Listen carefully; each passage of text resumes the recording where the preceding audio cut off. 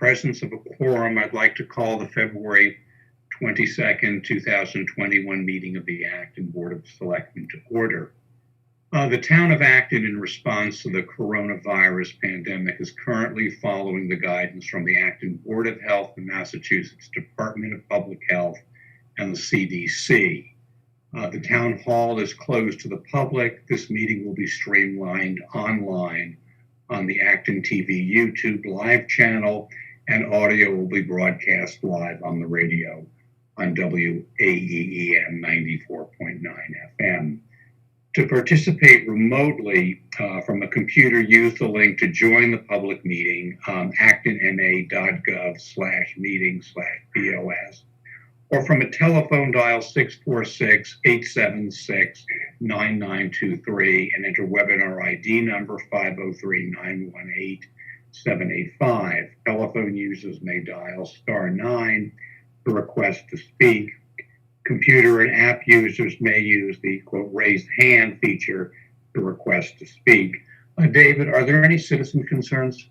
There's no one with their hand raised, John. Okay, thank you. I'm sorry, there's one. Okay. Charlie, please go ahead.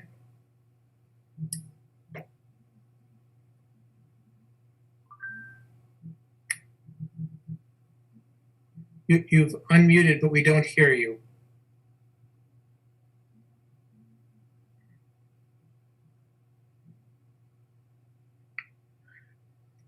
Maybe, John, we could come back to Charlie in a minute. Okay, sure. Okay. So under Chair's update, a few points. February is Black History Month, and I'd like to recognize the contributions made during the course of the month so far by the Boxborough Historical Society, the First Parish Church of Stowe and Acton, and Vivian Burchell of Acton TV. On a sad note, a former selectman, Wayne Fredericks, died at home on Friday evening. He was age 80. I spoke with his daughter, Tara, and funeral arrangements will be private. There will be a post-COVID celebration of Wayne's life. He was a very good man. Our next meeting is March 1st. There will be an executive session to cover 2 matters beginning at 6 o'clock. John, for your update, please. Thank you. Good evening.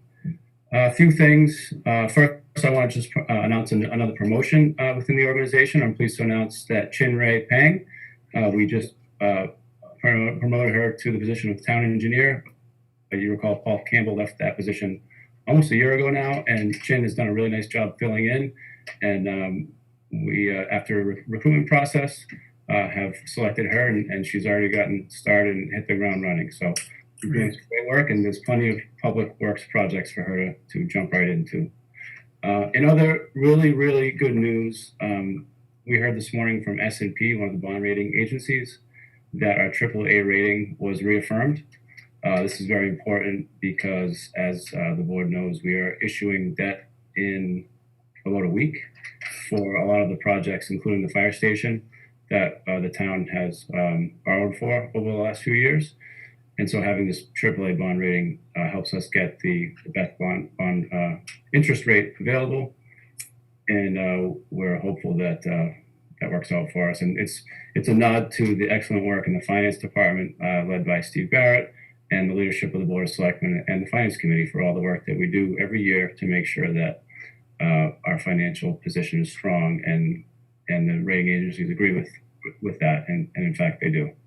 Speaking of the budget, I'm excited to present the town manager's recommended budget March 1st, which is a week from tonight, so I have a lot of work to do. We're also going to be presenting the 10-year capital plan that night, so I look forward to talking with all of you and getting your initial feedback on this very exciting project that we've been working on. The diversity workshops that we offered to our volunteer boards and committees, in addition to the staff, the first one of those is Friday, and the second is Tuesday. So if board and committee members out there haven't signed up for one of those two, please let me know if you're having an issue with that information, and then we can help you out.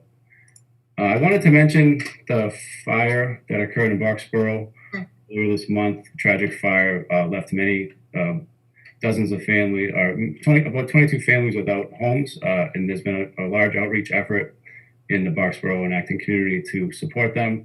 And our social services team, primarily Laura Ducharme, has also been assisting in ways that we can. So that's just a really tough situation for folks, and we want people to know that we're helping in ways that we can. On a similar note, I wanted to mention that one of our firefighters, Chuck Dunnigan, lost his home in a fire last week, and him and his family are now out of a home, and our employees have been pulling together and trying to help him. So just wanted to mention that we're thinking of Chuck and his family, and we know that everyone was safe, which was the most important thing, but it was a tough thing for him. Other items, public forums coming up this week on Wednesday. There will be a public forum on the 19 and 21 Maple Street property. This is the property that the town acquired next to the South Acton train station, formerly owned by Gordon Richards.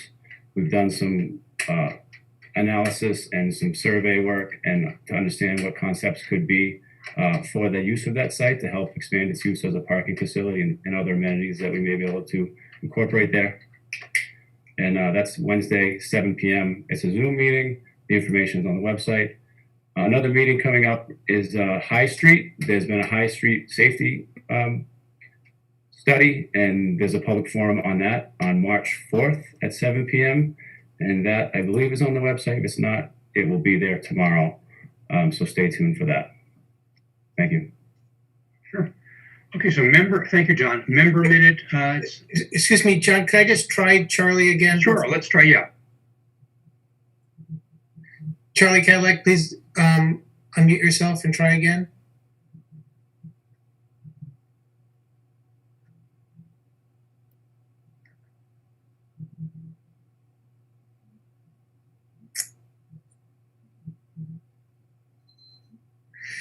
I guess not. I guess it's not working for him tonight. All right, well, we'll come back to Charlie at the end of member minute, and we'll try again during the course of the evening if that doesn't work. So Jim. Oh, hi. Let's see, I got three little things. On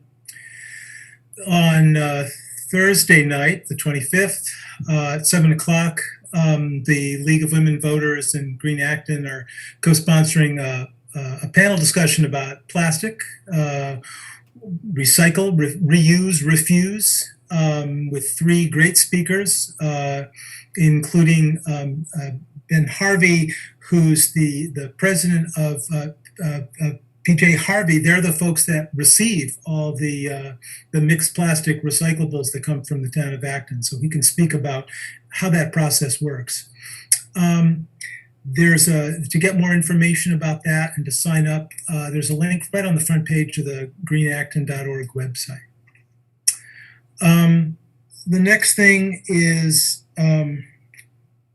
I've been talking with Greg Hutchins of the Volunteer Coordinating Committee because we have now more than half of our committees are down at least one person. 26 of our committees are looking for people, which actually surprisingly is not out of the ordinary. Sometimes it does get that high, but it did seem time for the two of us to talk about how we can do better. So we have a bunch of ideas that I'll be coming back to the board for help with, including we had a series of really nice short videos done by members of committees to talk about their committee. And looking back at the numbers a year later, it's clear that those videos made a difference. But only a handful of committees responded to the invite to make these videos. So we're going to do another round of trying to enlist committee members to describe the work of their committee, and I might be looking to the board members who are liaisons to those committees to encourage them to go ahead and overcome their concerns about being on Acton TV and just go ahead and do it. We can help them. We can help them with what to say and how to say it. And there's a bunch of other little ideas that Greg and I are kicking around. I may be talking to the manager about some ideas for the website, and we'll see if that's a possibility. That's all about volunteers. But if you are interested, if you're listening and you want to be on a committee, come on in. There's plenty of room for you. The next thing was about car chargers. You may remember that last year, in the lead up to the Springtown meeting, we had a warrant article about electric car charging stations in commercial establishments. And we yanked it because we were trying to pull things off the warrant that would, potentially make the meeting go long. Since this was our first experience with an outdoor, partially outdoor town meeting, we wanted to keep it short and simple. So that warrant article is still sitting around, but it hasn't been added back into the draft warrant. So I'm going to be asking the board members here as soon as I can get an agenda item with this on it to discuss the pros and cons of adding it back in. I also have since then gathered a bunch of information about how other municipalities have handled this question. So I have some useful information about, the typical language that's used, and so it may be of help in making this happen. And I'll make sure that information makes its way to the packet for whatever meeting we manage to discuss this in. And those were the three things I had today. Thanks. Great, thank you, Jim. Joan? No? David? No, nothing for me. Quiet week last week. Okay. Dean? No, nothing from me. Thank you. Do you want to try Charlie again? Yes, he seems to have reconnected. Hold on just a second. Charlie, please try again. I'm trying again. Yes, it's working. Great. Hey, Sorry about that. Technology. I will make this brief. What I'm interested in is an update on the police report on the Zoom bomber. For those who may be listening, not the board, you know all the details, but a brief chronology. This started December 17th at a school committee meeting, where about an hour and a half into the meeting, someone posted some vulgar, insulting, racial comments into the chat box, which I, by the way, I've never seen. That obviously created a response right then and there by those present at the meeting, and you, the Board of Selectmen, held an emergency special meeting the next day, which issued a statement, which I don't have the time or the necessity to read now, but you instructed the police department, I'm reading, to initiate a hate crime investigation. Subsequently, there was another incident at a school committee meeting January 7th, but the main point of my comments, and I'm going to read from the police report, which Chief Burrows submitted January 13th. Obviously won't read the whole thing, but it does say, throughout its ongoing investigation, which began after the first incident on December 17th, Acton police have identified a juvenile male in Arizona as a suspect. Acton police are working with the local Arizona Police Department to continue the investigation. Skipping a paragraph, quoting again, Acton police have determined that the individual has no apparent connection to Acton or Boxborough and is believed to have learned about the scheduled meeting, scheduled meeting online. 1 minute left. I just have one more quick comment or quote.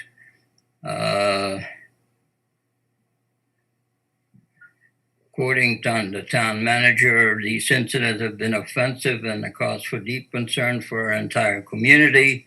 and I'm grateful for the effort the Acton Police Department has put in to identify this individual. That's the last we have heard, we, the population of Acton and Boxborough, have heard anything about it. So subsequently, there has been some speculation. I am told online that the police department is still investigating possible other individuals. I have no idea whether that's based on anything or not. So I'm asking for an update. Time's up. Okay, Charlie. Okay, John. If you would ask Chief Burrows to provide us at our meeting next Monday night, March 1st, with an update on the investigation. Yes, I'm happy to do that, and I can actually provide it during my opening remarks if that works. Sure. That would be Thank fine. you. Thank you. Okay. So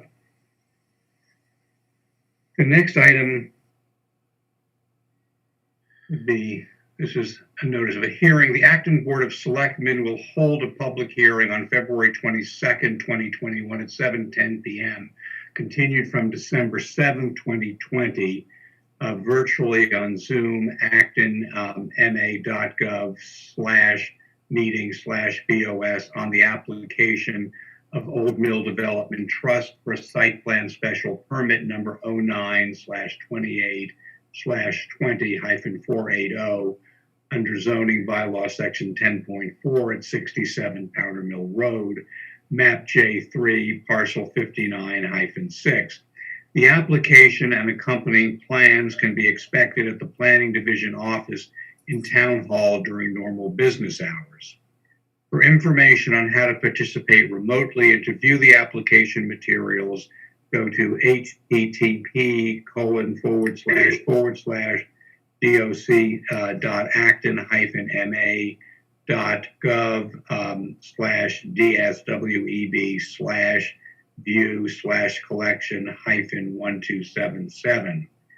The applicant has requested a continuance to March 15th, 2021 at 7:10 p.m. John, is there any reason for the continuance? It was requested by the applicant, Did he offer a reason? and not that I'm aware of, but I didn't look at it too closely. I can bring in Kristen, who I think is here, who may have more information if that's helpful. Sure. Just so we know. I mean, Kristen? Hi, good evening. Can you hear me? yes. Hi, good evening, everyone. So the applicant's counsel did contact me requesting the continuation.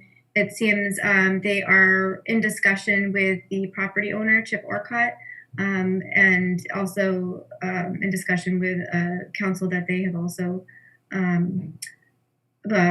contracted with. And so they're working together to discuss some items and want some time to be able to do that together. So. Well, thank you. Is there any comment from board members? So seeing none, then may I have a motion to continue the public hearing on the application of Old Mill Development Trust from today to March 15, 2021 at 7:10 p.m. So moved. And is there a second? Second. Okay, second, Jim. Is there any further discussion? Then David, call the roll, please. Mr. Snyder Grant, Aye.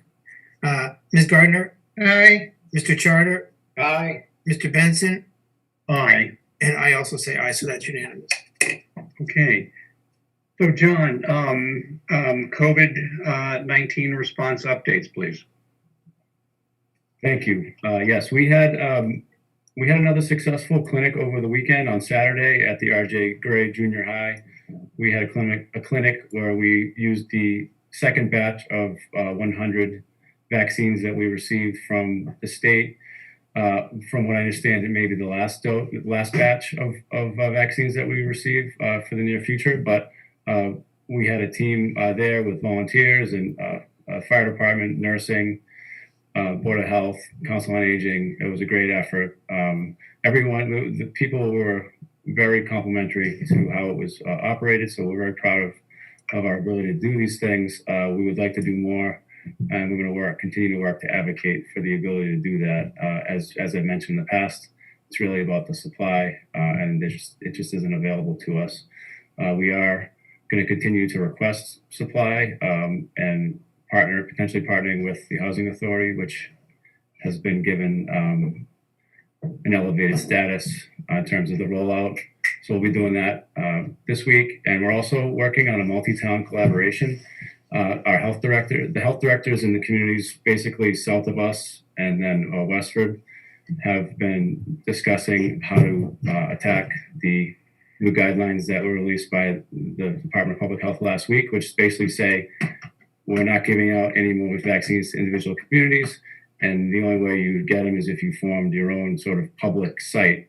And in order to do that, you need to be able to put out 750 vaccines a week and be with a few other towns. So we're trying to form a partnership and regional collaboration. We had a call with managers this afternoon to try to talk about our next steps. And we're going to put out a letter of intent to the state to say, hey, we're a group of towns. We've all been doing clinics for many years, including over the last few months, and we want a chance to do this more.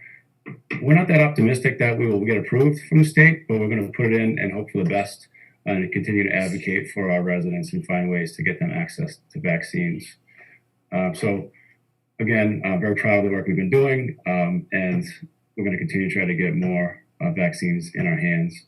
The case numbers as of right now, we have a total of 749 cases in the town since this started. 27 people are currently in isolation. So it's actually the lowest it's been in a while. So we're cautiously optimistic, but we're going to continue to work very hard to keep people safe. We're going to start talking about what reopening looks like later this spring. Our services have been uninterrupted, but we've been delivering them differently. So we're optimistic that as vaccination become more available, that we'll be able to start opening things up a little bit here. And so we're starting early now to think about what that may look like. And we'll be able to be planning for that in the spring. Other updates, I think that's all I had on that topic. Joan. Yeah, John, for those who received the first shot, will you be able to follow up with the second shot? Yes. So I guess I should have been more clear. Thank you for asking that question. The state isn't going to give us any more first doses. They will give us second doses for any folks that we vaccinated in the first round. So thank you for that question. And we will be in touch when we get those to those people that need to come back. Other questions, comments from Jim? I just wanted to thank you and your team for all this great work. I know that in my neighborhood, this last week was the awakening of the boomers. Suddenly, all these kids from ages 65 to 75 were eligible for vaccines, and they were, hungry with questions and trying to get appointments. And the nursing service was able to answer a lot of questions for people. I know you weren't able to give out many shots, but I think you're still performing a really important public service as being a reliable source of information and, getting people in the right direction. Just want to really appreciate it. Thank you. Yes, the team has been tremendous. And, the nursing service and our hotline staff have been answering and fielding calls and directing people to resources. Our Council on Aging staff made hundreds and hundreds of phone calls to try to get people information. And so, yeah, it's been nice that everybody stepped up, and we're going to continue to do that until we're all vaccinated. So thanks. Who received the 100 doses? Were they been residents 75 and over? Yeah, so our focus has been folks that we're considering most vulnerable and maybe not available to go travel to places to get it themselves. So we have a list of people that through our own social service providers that we have, people that are homebound, that we did a mobile clinic in addition to the clinic at RJ Gray. And the rest of the people were those that are elderly that met the eligibility requirements that we were able to reach and connect with. But we definitely prioritize the most elderly and those that we think couldn't get it elsewhere. That's great. And thank, all members of the town staff, community, and those volunteers that helped out. That's great. Thank you so much. We'll skip the feasibility study on the Regional Emergency Communications Center. We move to item 6, which would be review the public feedback from the drive-up window outreach effort and discuss next steps. Thank you. So it's part of early in this pandemic, the Board of Selectmen mentioned that the limits on drive-throughs were something that they wanted the planning board to look at. So the planning board did look at it. The planning staff worked with the consultant. They did a pretty robust planning and community input process. And so Kristen is here tonight to sort of share the results of that work and talk to the board about how you want to proceed. Because I think if there is to be something on the town meeting warrant, we would need to hold formal public hearings through the planning board process and several other things that have to kind of go in motion pretty soon. So, Kristen, do you want to be promoted to a panelist, or are you able to talk from where you are? Whatever you're comfortable with. Okay. Either way. Do you want me to just begin? Go, please do. Please.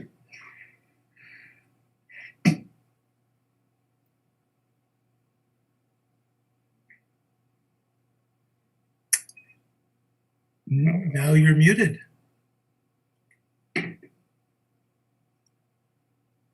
Matt, work your magic.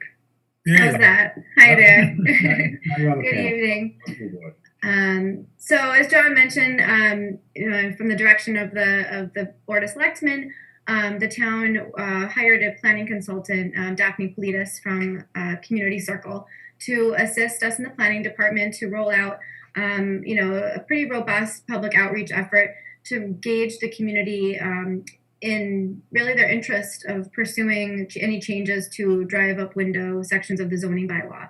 So today, the Acton zoning bylaw only allows for drive-up windows for for banks, and only in certain zoning districts. So we were pursuing whether or not the community had some level of interest in drive-up windows for pharmacies, as well as restaurants, and possibly expanding drive-up windows in those districts where they are currently prohibited. So we had 2 public forums virtually. One was in October, and we had a pretty good turnout. There's about 30 to 40 participants that were there. And we also had a survey that went around through town that was available for people that may not have been able to attend that forum. And we also had another forum, a follow-up in December, to really hone in a little bit more on some of the questions that came out of the initial survey as well as the initial forum. So in the first forum, we kind of just wanted to gather information on, people's general interest. And then from that and the survey, we learned that there were quite a lot of people interested in seeing drive-up windows and the expansion of that as an accessory use, both for restaurants and pharmacies, and for varying reasons too. So, there were some people that expressed the interest for the issue that we're dealing with right now with COVID. Other people expressed the interest because they have either possibly a disability that doesn't allow them to easily get goods through pharmacies and restaurants, and other people that express that interest because they have small children at home. So there are really a range of reasons. And there was some interest from business owners. And then there were also some concerns from residents as well on the potential effects to small businesses who may not be able to maybe implement a drive-up window that more chain type of business would be able to. But overall, a majority of people that responded to the survey indicated that drive-up windows should be allowed on a permanent basis. One of the concerns, again, initially why the survey outreach was conducted was because I think COVID brought some of these issues to light. But it seemed that there was a sense from the community that there was interest there for something more permanent. Again, the majority of people also indicated at the public forums that there was interest in this as well. So we're looking tonight for really direction from the board to get a sense of whether or not you'd like us to pursue a zoning bylaw change for the June town meeting. And if so, what you'd like to see. There are some things that you could take into consideration, such as the zoning districts that you could allow drive-up windows for, allowing drive-up windows by right or through special permit. You could allow drive-up windows in certain circumstances, or if they could be designed in a certain way. For example, one of the concerns that some residents expressed was how they would look. Or how they would be oriented on the site to make sure that there aren't conflicts with pedestrians, for example. So those are some of the things that we'd be looking for your feedback on. Robert Hummel put a very nice memo together outlining this process that we took, and as well as some of the statistics from the forum and the survey. So that's kind of there bulleted. That might be helpful to look through as well. So I'll turn it back over to you unless you have any additional questions. Are there any questions for Kristen or general comments? Jim? Sure. I'm wondering what we know. Kristen, you expressed that concern that some people have raised about small business owners, and I'm wondering if there's anything in the survey or anything in communications that you have from small business owners about pros and cons for them. Sure. So the survey asked a question basically in the finding out like who you are, who's taking the survey. And the question was, are you a resident or a property owner or a business owner? And so we don't have that data in survey form detailed out saying like, are you a small business owner? Are you a larger business owner? Are you just a business owner and not a resident? So we had it clumped together. What we were really hoping for is understanding who is living in the community and who owns a business in the community. So that was kind of what we were hoping for in terms of getting that information. So some of the anecdotal information that we heard, or I should say more qualitative feedback that we got was some concern from a small business owner that they may not be able to implement a drive up where, in this particular instance of a pharmacy may not be able to implement a drive up window where another may, or if drive up windows are not allowed in certain districts, it may prohibit one business from competing against another if it's allowed in a different business. And that specific conversation related a lot to West Acton Village. So that was something that was in the comments that we received and also the discussion through the virtual public forum. Joan? Yeah, I would be in favor of proceeding with the drive-up window. My concern is the businesses in West Acton, and could that be by special permit where businesses on 2A, if they had the right land, could do it as a matter of fact? Yes, you could formulate a zoning article that way. Dean? Yeah, generally speaking, I'm very much in favor of allowing the drive-up windows.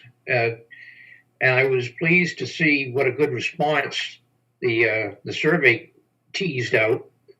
It seems like the majority of folks are interested in allowing them in all districts and allowing them as a matter of right. Well, obviously, there's some dimensional challenges that people will have in some of these districts as far as, being able to fit something in. But, that's sort of the nature of free enterprise. If you choose to go in a certain district, why, you'll have certain impediments, whether they be it's tough to put in a drive-up window, or you're going to be in a historic district with their own set of requirements. But I think it's important, people think, well, this is just because of the pandemic. Well, there was a real need for drive-ups, especially for pharmacies, long before the pandemic. The number of people that, have mobility issues, that can't get in and out of drugstores very easily, a vast number of people that might have an illness, might be immune compromised, that don't really want to have to walk through a drugstore and expose themselves to those kinds of germs and diseases. And this is certainly pre-pandemic. Same thing with the restaurants. I think we know from listening to these forums, and there are people saying, yeah, we drive to other towns because it's so easy to just order and go over there and pick it up, rather than because you can't do it in Acton. So certainly there's been some innovation as far as getting delivery. Whether that will continue past the pandemic, I'm not sure, but I think it's something that's really time to do it. Design Review Board had dealt with this a little bit, and basically they didn't seem to be in favor of the of any kind of drive-up windows. I think they should be asked a little more pointedly, well, if you're going to have drive-up windows, how are you going to handle it? What kind of design issues should be taken into account? But I'm definitely in favor of moving ahead with bringing something to the June town meeting, whether it be one bylaw or whether it be two, one to allow pharmacies, one to allow restaurants. But I think it's time to crack the nut and get something going on this. David. So the feedback that I'm hearing is a little bit more pro drive-up in terms of pharmacies than restaurants. I'd rather see us move forward with pharmacies first, and then come back for restaurants. But also, I think there are so many variables in the design of the drive-up. Pedestrian traffic, car traffic, the aesthetics and the orientation of the drive-up, and things like that. I would like to see these done by special permit, because I think they're very complicated to judge, and be able to get design review board input, and just be able to judge the special permit. I think it's very difficult to encode, in the zoning bylaw for all the details that you'd want. And even then, if you tried, you'd come up with something that maybe people wouldn't be in favor of, and it would meet the terms of the zoning law. So so just to sum up, pharmacies ahead of restaurants, and by special permit. Okay. Any other comments? Kristen, how would Jim? I'm sorry. That's fine. I'm also in favor of having this come to town meeting, because I think, enough people want it. I mean, I'm inclined against it, but it's not, I don't feel like this one should be up to us. I think this is a great town meeting discussion to have. I wish we had more. I want us to develop more guidance for Kristen and the planning department about what to put in this, what to put in the bylaw. I am inclined, as David was expressing, to split the pharmacies and restaurants in case there's a different feeling on each one. And maybe I'm of two minds about the special permit or not. On the one hand, I think it does give us, input into the complexities, but it also makes it so that for the smaller businesses that might want to go ahead with this, a special permit is a much more daunting process. So I would hate for the special permit requirement to mean that only the large, well-funded chains would go ahead with the work necessary to do a drive-up window. So I'm still confused on that one. And I agree with Dean that it might be really helpful before we got too much further to get some feedback from a group like the Design Review Board about, assuming these happen, what design criteria makes sense? What's important to be thinking about there? Because I don't feel like I have really good guidance to give the planning department about that. Thanks. Okay, Kristen, there seems to be a sense among the board to bring this to town meeting. What would be the process for going forward? So I think it would be, just hearing from you right now, it would be helpful if, I don't know, if maybe you could possibly pick someone or appoint someone to kind of work with us on this so that we can try to meet with the DRB or a member of the DRB to pull together some feedback from them and then kind of run it by maybe a member of the selectmen for additional feedback. Because we're looking at I think we're originally looking at April 13th for a public hearing for all the zoning articles, but realizing now that that's I believe that's our budget meeting. So I think we're looking at April 14th. So April 14th would be the zoning public hearing. So we need to have really a draft zoning article available for a public viewing by March. What did we say? I think we said March.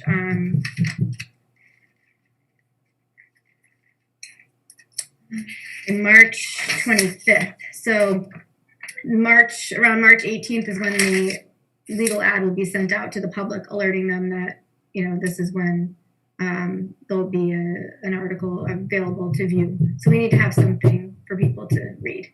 And so that's kind of our timeline. So it would be helpful, I think, to have somebody possibly to work with from the selectmen, and then we can reach out to the DRB in the meantime, get their feedback, and try to pull something together as fast as we can. So what we're talking about is March 18th to have a zoning article prepared. Is that what you just said? Yeah, I mean, our absolute latest date would be March 25th. Okay, and then a public hearing on approximately about April 14th. Correct. Okay, Jim, would this be something you would want to be our point person on? I'm willing. I mean, I'll note that with Dean being our liaison to the Design Review Board, that might make more sense. But whatever the board thinks, I'm happy to either do it or not. Dean? Or Joan, I'm sorry, you had your hand up first. Yeah, no, I just have a question. Aren't there other similar towns to Acton that have drive-up windows in their zoning bylaw? And couldn't we look at those pretty quickly? I think we can, but I think some of the feedback we got is going to, we will kind of want to, I think, cater it to Acton. Because I think there are some examples that we can look to, but I think that there are also some things that we might be able to do that are a little bit more unique and kind of speak to some of the concerns that have been presented from residents that relate to design and placement. But that's a good idea to look for. We do have some examples from other communities that we can look at. Dean? I'd be happy to work with Kristen and DRB and whoever. It's a lot of work in a short period of time, but I think it's really important for the town. So I'd be happy to take that assignment.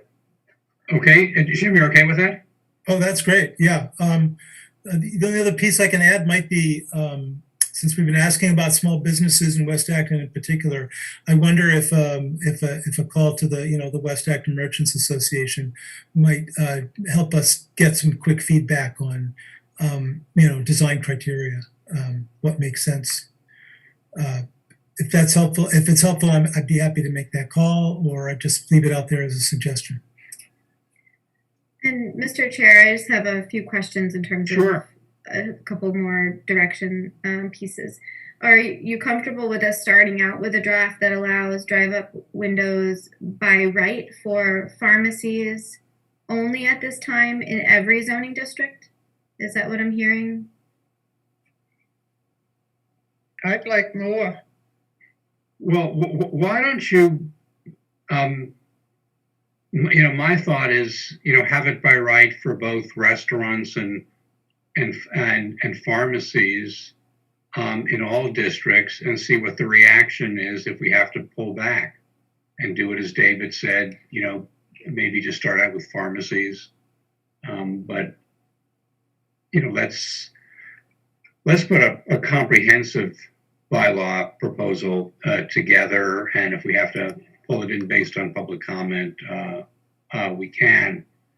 But it's important to get public support for this. The last time it was up, I think it lost narrowly. Didn't miss the 2/3 by a relatively small margin. So public support's crucial. What about bank? What about bank? Banks already have it. Banks are allowed, in most zoning districts. They're not allowed in West Acton, drive-up banks. So that might be something that, I don't know if you want to think about that. And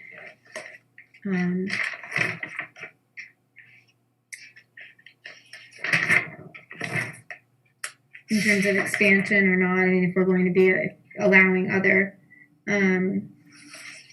drive-up windows. Were there other process questions? I think Correct. that was it, because you kind of answered all of them in one. I kind of asked them all at once. So thank you. Yeah, David? this is a question maybe for John Mangiarotti. Does it, if a building has a drive-up window, does that increase its assessment for tax purposes? I don't know. I can find out. Thank you. And, Mr. Chair, if I could clarify, Sure. drive-up windows for banks are only allowed in the office, business, and industrial districts. So they're not allowed in any of the village districts. That includes the East Acton Village districts, North Acton Village, South Acton, and West Acton Village. Okay. All right, so you know what the go forward is. Yes, thank you very much. Well, thank you. Great work. Okay, so Our team is here if you're ready for us. sure, let's do it. Sure, let's go back to number 5, which is the feasibility study presentation of establishing a regional emergency communication center for Acton and Concord. Thank you. As I'm starting, I'm going to bring up a presentation, and Mark Hall, can you help me bring in the presentation team? Chief Burrows, Chief Hart, Stephen Crane, and then Chief Tom Judge and Chief Joe O'Connor from Concord. We've got a big team. Oh, and Thomas Kennedy. Thank you. So earlier this year, I'm just going to try to share my screen.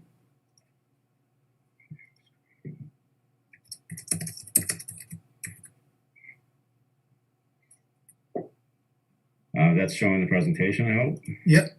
Okay, so earlier this year, we received a grant from State 911 to look at feasibility of establishing a regional center. And with that grant, we brought in a consultant, Tom Kennedy, from Edward Collins Center for Public Management at UMass Boston.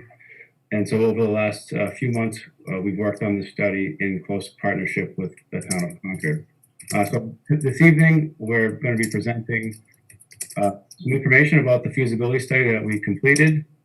Here before you, I just mentioned very quickly, but I'm going to be here. Police Chief Rich Burrows, Fire Chief Robert Hart, Town Manager Stephen Crane from Concord, Police Chief Joseph O'Connor from Concord, and Fire Chief Tom Judge, and Tom Kennedy is here as well. Basically, to conduct this, the purpose of this project was to determine whether it was feasible to establish a regional communication center to provide regional 911 dispatch services for both communities. And in order to determine this, Tom Kennedy and his team did multiple site visits to both Concord and Acton, did interviews of staff and stakeholders in both communities, the facilities in both communities, looked at all the technology that they use. As you know, 911 communications is heavy on technology. And then looked at all the staffing and the financials related to running the dispatch centers in both communities.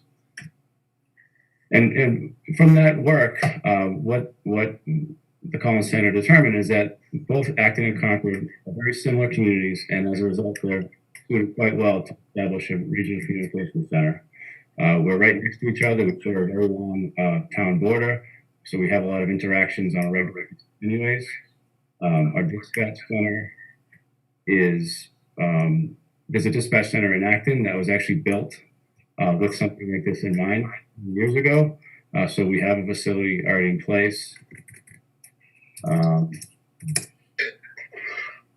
And if you look at sort of some general demographics about the two towns, Acton and Concord, our populations are pretty similar. The number of calls we receive are almost identical, and the calls for service are very, very close as well. So two communities that have very high expectations for public services, for public safety services, and public safety communications. Our residents in both communities have very high expectations, and our employees in both communities deliver on those expectations. So it's almost like we're running very parallel operations right next door to each other.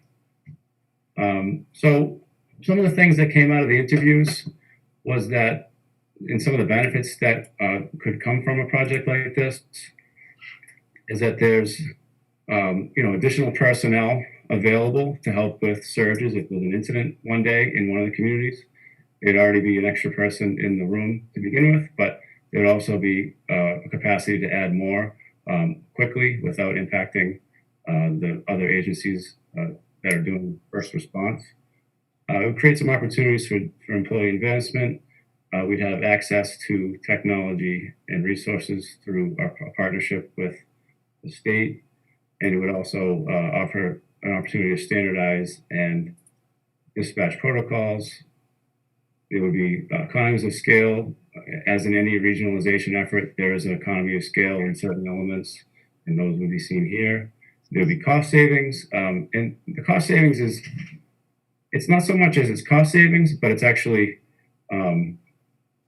offset. So we would still be spending similar amount of money to deliver services, but we'd be getting more incentives from the state to offset those costs. So it would save our taxpayers in both communities money, but we would still be spending similar to what we are now, so probably less for operations and definitely less for capital.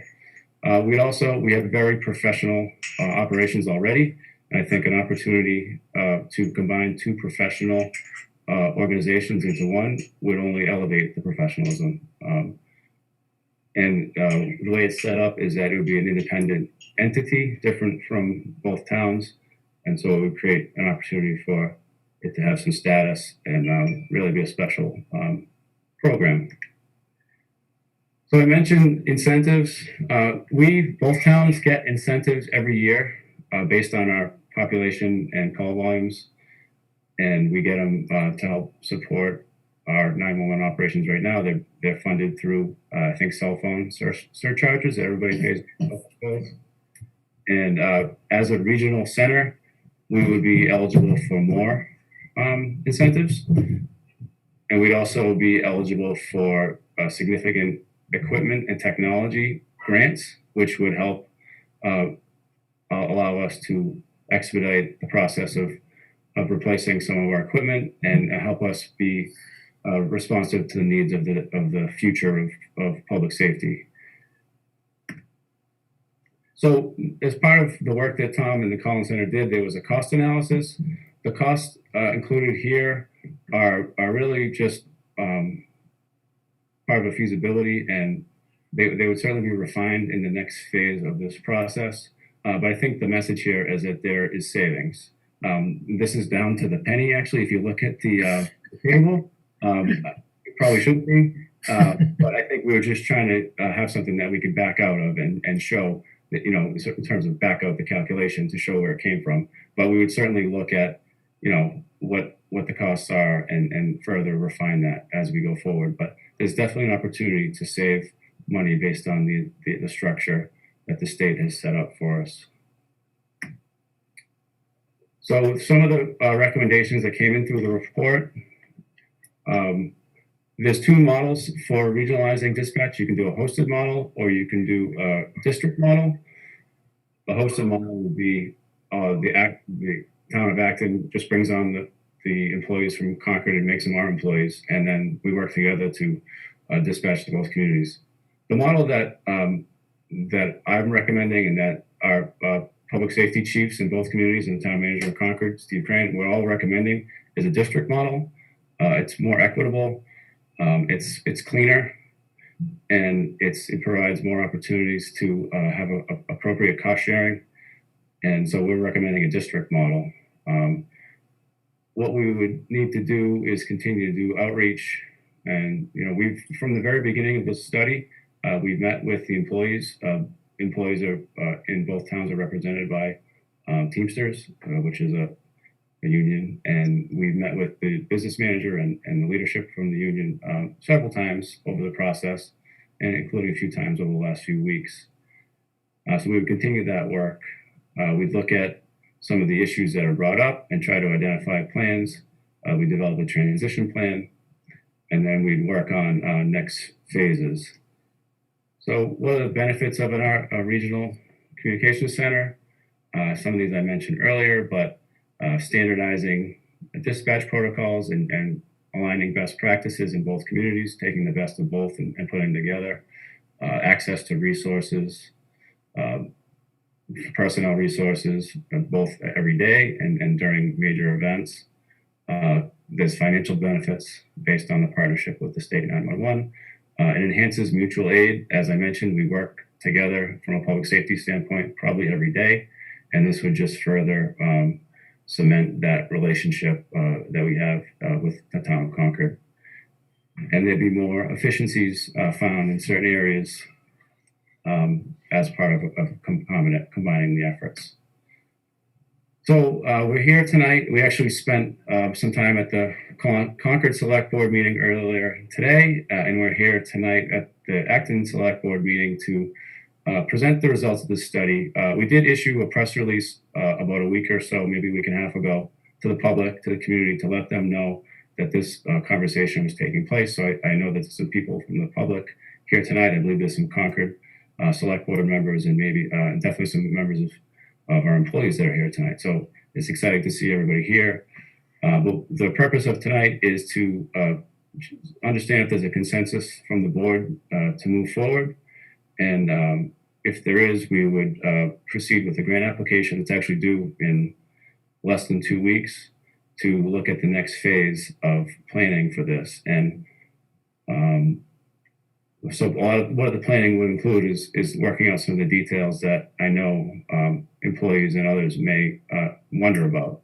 So I wanted to just run through that quickly. I wanted to bring in now the members of our team just to kind of mention how this has been going. Steve Crane, I'll start with Stephen Crane, who's the town manager in Concord.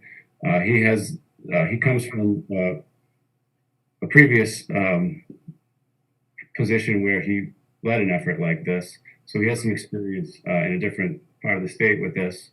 And so we're excited to have him and all his expertise as part of this process. Stephen, can you weigh in on some of the benefits of this program and what we've been talking about?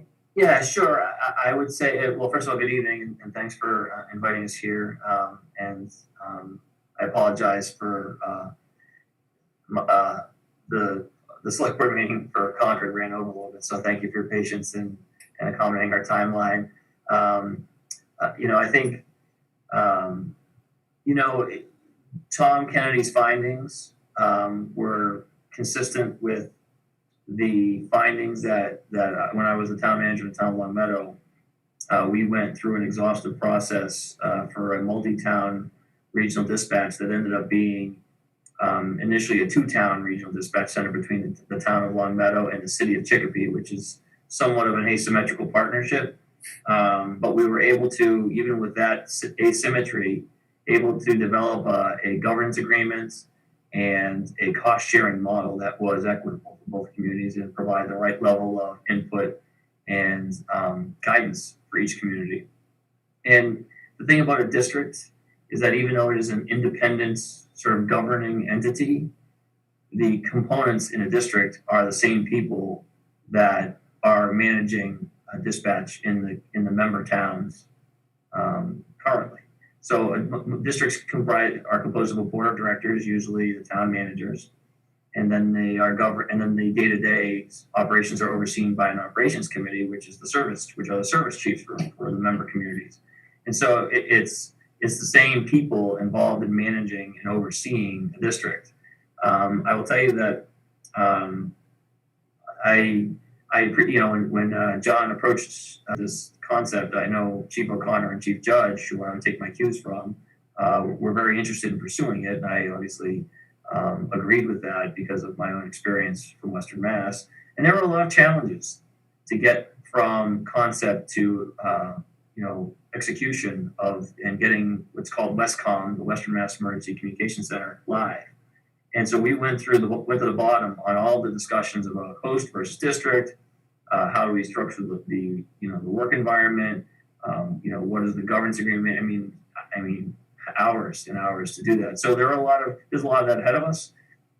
But in talking to my former colleagues, it really has worked out very, very well. They have achieved that capacity to handle surge events in a way that didn't happen for either Long Meadow or Chicopee. And they have had and they received financial support from the state that is very favorable for both communities.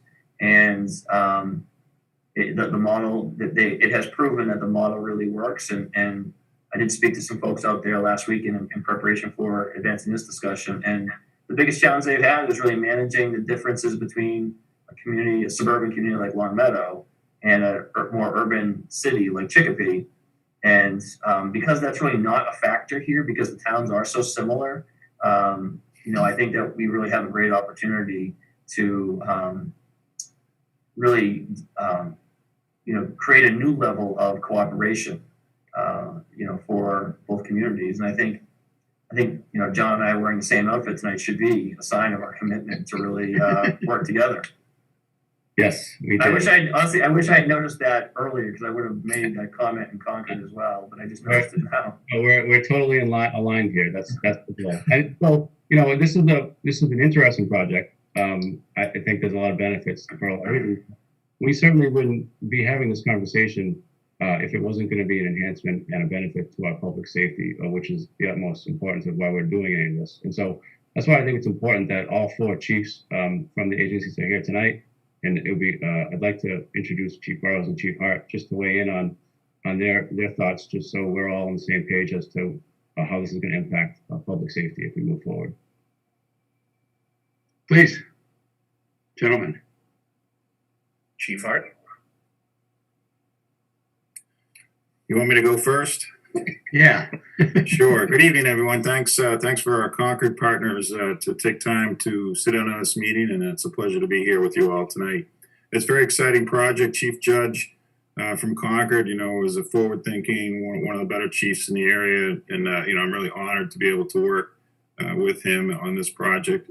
Certainly, we have two different departments, but very, very similar. So, aligning our response structures should be fairly simple and straightforward.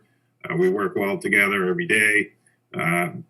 We do work together every day along with our public safety dispatchers and our communications, which do provide a fabulous service currently. And it's hoped that with some more bodies in the room when these incidents that require more people on deck, they have those people to help out. So you know, I know the dispatchers have a little concerns, and we're working through those.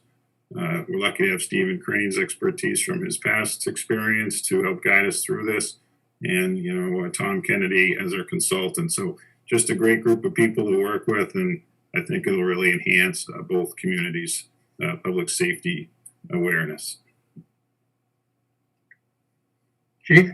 If we go ahead with this, what's kind of time frame are we looking at?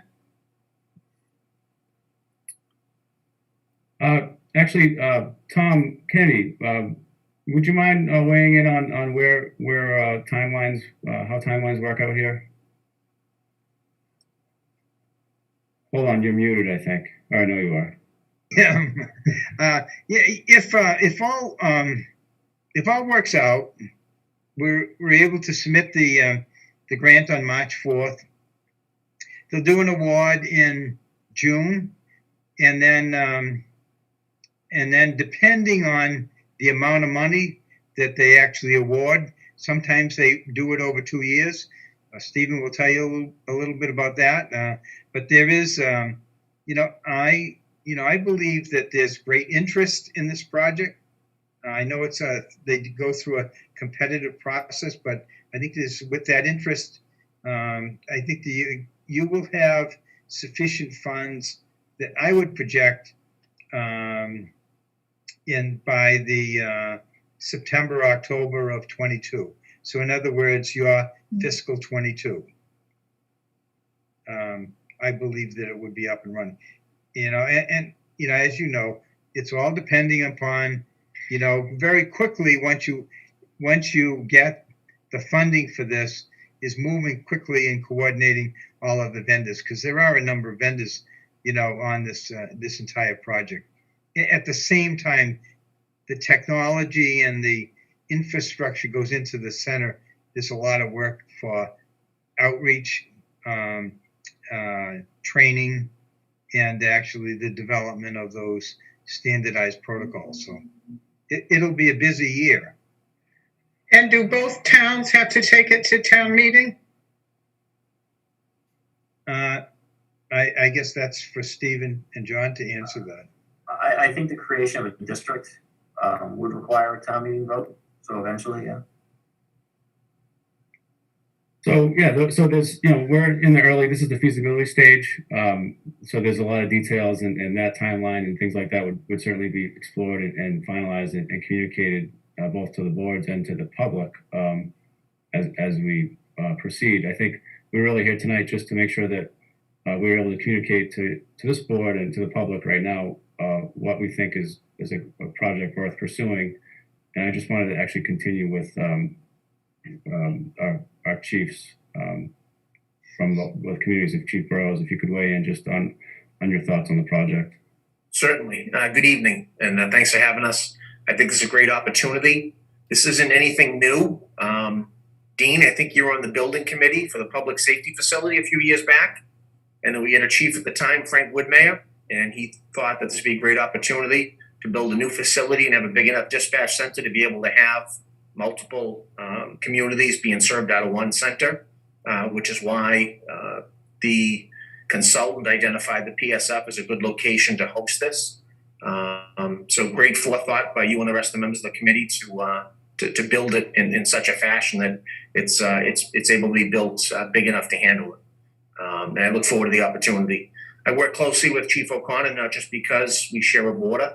We also work together through Domestic Violence Services Network, Jail Diversion Program, C4RJ. These are all ongoing initiatives that we all do on a regional basis already. So it's a great opportunity to continue working with Joe. John, any? Oh, sorry. I just wanted to comment. Oh, sorry. Steve, please. I just wanted to reinforce one notion. The town of Concord is completely fine with it being in the Acton Police Station. As Chief Judge and Chief O'Connor said, it really doesn't matter to us where it is. I know in research on this, many states have a handful of dispatch centers for their entire state. And so Massachusetts is kind of behind the curve on this. And so it really, we think that that if we did this and it was successful, the end user wouldn't know the difference at all. They would be, their call would be answered by a highly trained dispatcher, because we have highly trained dispatchers now, and they would get excellent service no matter where that dispatcher is sitting. John, further comments before we? Chief O'Connor, Chief Judge, did you want to weigh in at all? I just say that what Chief Burrows said, we work together on a regular basis and got to know Chief Hart a little better, and yourself, John. And really, we have a really good team here. I think we can do a very good job, and we have a really exceptional rec, and which serve both communities very well. I echo what everybody else has said here. All of us are saying, we work together all the time, and to put some perspective on that, Chief Hart and I have been working together literally since we were both lieutenants, and we worked on the same shift. So we saw each other all the time. So there's a long-standing relationships here. I think I'm going to speak for myself, but I think the other chiefs echo this as well. One of the primary things we're looking at here is grouping our people together into a stronger organization. By having them together, we're gonna gain some surge capacity for ourselves right at the beginning of an incident. And that is, we talked about this earlier in the Concord Select Board meeting. The first 10 to 15 minutes of an incident are often the most critical, and that's when the staffing is, potentially at its lowest before they can get some help in there. Having them group together and have that surge capacity right up front, it just makes everything safer for everybody involved. Thank you. So questions and comments from board members. David, please. Yes, I think this makes a lot of sense, and it's great to be able to have a cooperative, to start this off in a cooperative arrangement with Concord.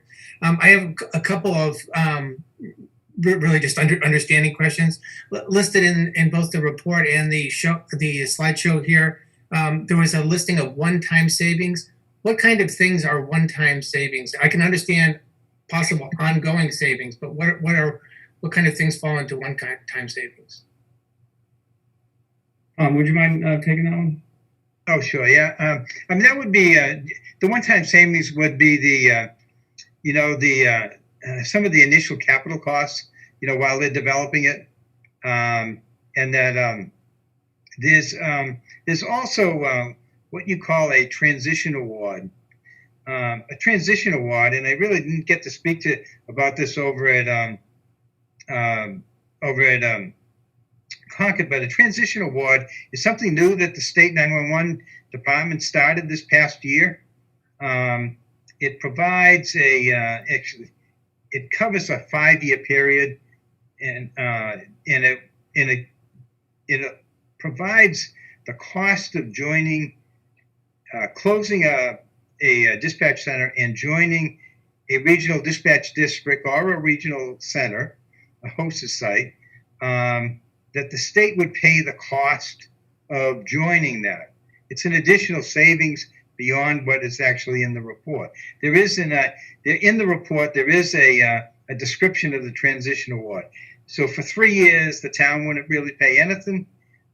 The fourth year, they would pay 50% of the cost of being a member of a regional center. And for the 5th year, it would be 75%. So some of that really fits into the one-time cost. The other is really the cost of actually building out the center, which they pay for that through development grants. Okay, great, thank you. And John, I just have one more question. Sure. So I think implied in this, and I just wanted to clarify that between Acton and Concord, the two towns' preferred mutual aid would be to the other town, right? Because I saw an incident once where a Littleton officer responded to a traffic accident in Acton. It must have been during a heavy, a busy time. But I presume after this regional dispatch gets in place, that, you know, these two towns would respond preferred in a mutual aid way than before we brought in other towns? Is that the case, or how would that work? I think Chief Judge touched on this a little bit in his remarks. Who wants? Would Who wants to handle it? would the dispatch change the way we do mutual aid otherwise, chiefs? So who's taking that one? I can chime in. I think what Chief Judge was talking about, David, was in the dispatch center itself, not necessarily how police and fire departments operate or ask for mutual aid right now. Concord and Acton do collaborate a lot with mutual aid, but that's not inclusive of that town. We typically go nearest station or nearest town to the incident that's happening out there.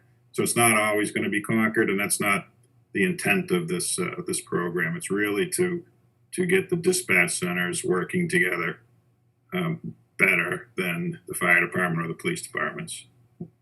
Thank you. My apologies for the confusion. No, that's why I decided to go ahead and ask the question. Thank you.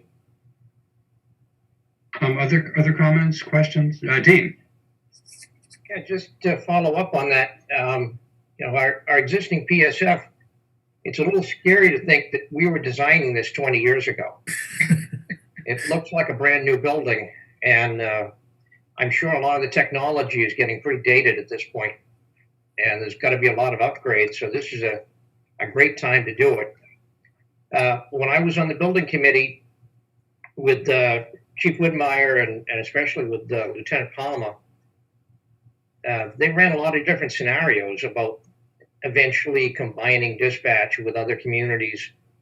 And a lot of forethought was done. Some, you know, word gaming, if you will, was done looking at some scenarios in Concord and how Acton could help out and vice versa. So this goes back many years, even to the point of when we looked at the designing the EOC, the auditorium style room at the front of the public safety building. That was always looked at as being sort of a regional command center if things got really bad. So, you know, this is just a continuation of thoughts that people have had for a lot of time, a lot of years. And I think it's great. You know, what we ran into 20 years ago was unfortunately a lot of, you know, what I call sandbox thinking. And now I'm glad that a lot of that has ended. And I think it's a great idea. All in favor of it. Jim? So one thing I'd love to understand more about is what are the future turnback points if things don't turn out, looking as good after we get more deeper into the analysis. So I think I've heard you mention town meeting. So both towns would have to have a town meeting. So that's obviously a potential point of turnback. But I wonder about, other things that might come up. I know that, there's a whole bunch of union and personnel issues that you're going to have to work through. And I'm glad we're not trying to work those out in public here because I know those are complicated.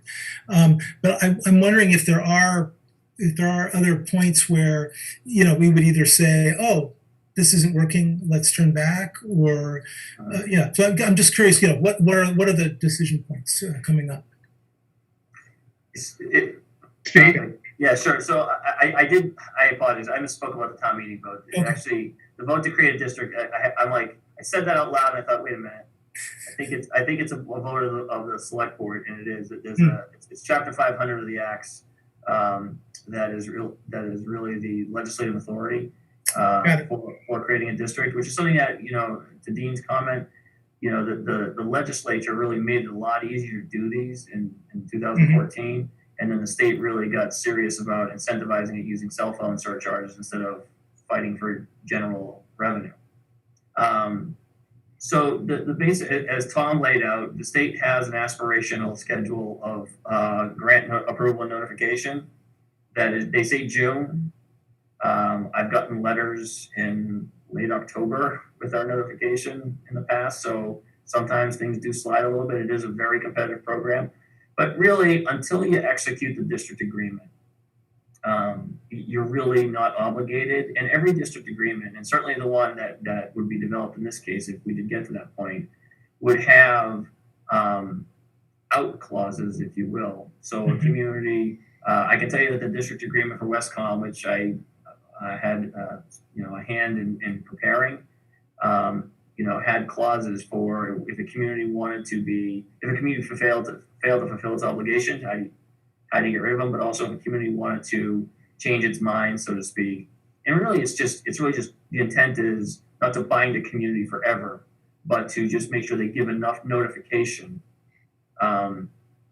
for towns to plan around, for the district to plan around, offsetting that loss, and then also potentially compensate the district for contributions that were received for as a result of being a part of the district. So there's never it's not etched in stone. It's an agreement between communities that can be modified over time. So it's but to get the next round of grant funding after you get your award, once you get your award letter, then you have to execute a district agreement. And so then and then we would get the development grant funding. So between now and then, I think we want to have those conversations. And we have, and I don't know, I'm stepping all over John's toes here, but I know we've been talking to, as a group, we've been talking to both the Concord dispatchers and the active dispatchers, which are represented by the same union. And that conversation is going to continue. Great, thanks. Any other comments from board members? Just one last. Jim, sure. What's the point, or perhaps we've already passed it, where we look at the various collections of communities that could be a part of this arrangement and decide that, oh yeah, no, this is the right size is Concord plus Acton? Have we already gone through and eliminated the possibility of working with other towns? I think that we have at this point of where we are. I think we've, at the way that this has come together and the similarities that we've identified and the opportunity that exists between the two of us, we really want to proceed and create a two-town district and work out everything that needs to be worked out. And we think, given the support that we have from the team here tonight and the support that we expect to continue to build with the employees, and we're going to work hard to keep them involved in the process, we think it makes sense to do it with just the two of us. I think the state would want us to have 10 towns in it, but that's not what we want to. We want to do this right, and we want to do this for 2 towns. And if at some point in the future the 2 towns say maybe we should bring someone else in the mix, then we can have that conversation. But we hope to not have it right now. Is my way to answer that. Does that work with you, Stephen? Yeah, John, I would agree with that. If it doesn't work for the 2 of us, it certainly isn't going to work for more communities. And so it's really important that we get it done right for the 2 communities. And like John said, you can't predict what the future is going to hold, but it's important right now to make sure we can get this to work. I completely agree with what he said.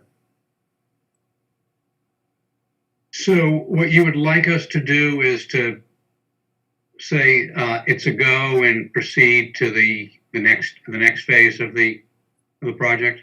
Yeah. So from technically speaking, there isn't a vote necessary tonight. I think as long as there's a consensus from the board that you're comfortable with me moving forward, there will be a need for the board to take a vote on a governance agreement and other things related to that, probably this summer, I would think, or maybe leading up to that. So that's sort of what we were here tonight, and just to get any feedback from the board tonight and anyone else that provides feedback, so that we're continuing to have an inclusive. Mr. Chair, did you want to take public feedback? Yes, I would. Yes. Should I go ahead and let people talk? Please do. Yes. Before that, I do want to report that the Concord Select Board did, the consensus was to submit the letter of attestation and move forward with the grant application as well. It was submit a letter of, I'm sorry, Steve. Yeah, what John is suggesting Okay. happened earlier, and there was consensus to kind of move forward to the next steps, bearing in mind the important conversations that need to take place. Okay. So David, let's take public comments, please. Joanne Harpen, please state your street. I'm sorry, go ahead. Go ahead. Yeah, please go ahead. Joanne? Oh, I still have a question, going back to the question of the turnback point. I've asked that question before too, and the answer is still not clear to me that what exactly it is that we're moving forward with right now, and that you're sort of all agreeing to, and how far of a commitment that brings the two towns into, and at what point is there a point after that where you could still say, you know, we're not committing to this? So I'll try to go first, but basically we want to put it in this grant application next week to keep the process moving. And then we're going to do a lot of work amongst ourselves with the team and with the employees such as yourself to make sure that we're moving in a direction and putting together a program that is something that the community can support. And then when we have to come to the point where if we are successful grant award, then we would have to have a formal agreement between the two towns before we can spend any of that money. And so if for some reason the boards we don't have a formal agreement at that point, we would then, I guess, walk away from the project at that point. As Stephen mentioned, if the boards do and the towns do execute a governance agreement, within that agreement, there would be language to allow for leave under certain conditions, but those would be developed as part of the process. I guess my confusion comes from you're applying for a grant, and the awards are going to be given this summer. But before you can spend the money, you have to enter into an agreement, a district agreement, correct? Am I misunderstanding that? That's my understanding. Tom, is there more clarity you can provide to this question? Okay, no, so if you're applying for a grant, but then you have to enter into an agreement before you can spend the money from that grant. Once you spend the money from that grant, it's binding. So you're Tom? Yeah, actually, Joanna, when they submit the grant, it does require a letter of attestation. It doesn't lock in either town. It's a commitment on the part of the town managers, you know, that they have been working with the police chiefs and the fire chiefs and regarding the development of a regional center. Now, it is it does go through a review board. It's State 911, and that and once they make an award, you cannot spend the money until there's a governance agreement, so that a community is really committed at that time to the project, because they're in essence investing a great deal of money into the development of all of the recs. So it's really they want to make sure that the towns are very committed to the process of the development of the regional center. So I mean, I suspect if they make an award in May, I should say in June, you know, it's really incumbent upon, you know, the towns to submit their governance agreement very shortly thereafter.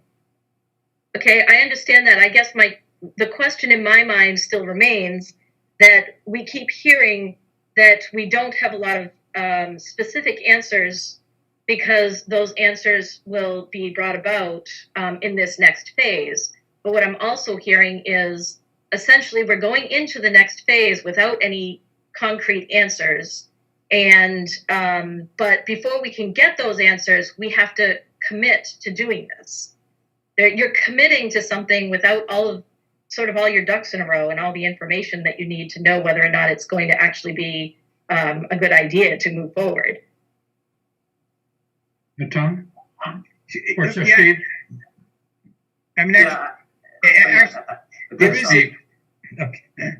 Steve, Yeah, no, you've done this before. yeah, no, Joanne's is sort of right, but that's where we are. That's what happens after a feasibility study.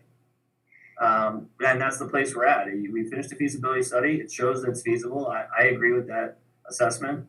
And there are aspects to the next phase. You know, the next phase starts when we move forward and submit the grant application and begin the planning process. There are aspects to this planning process that are, I don't want to say no cost, but it's really this team working together on certain of the things that we can control and information we can generate on our own, including, working with employees on, structuring labor issues and things like that.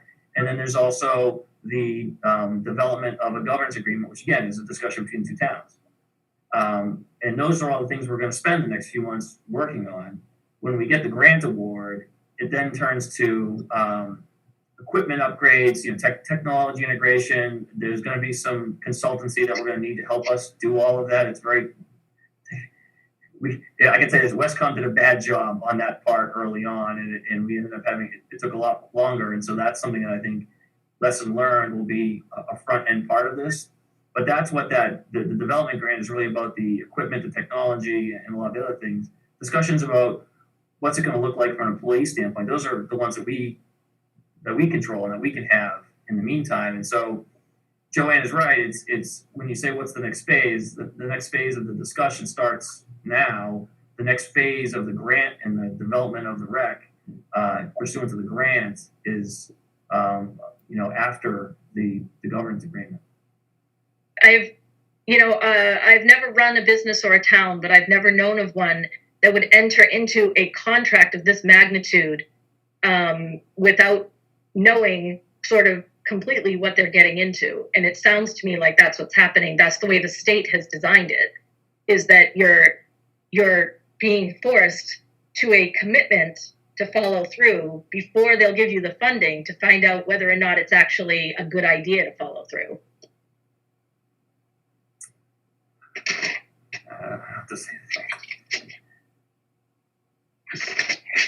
Further comments? Or Jim?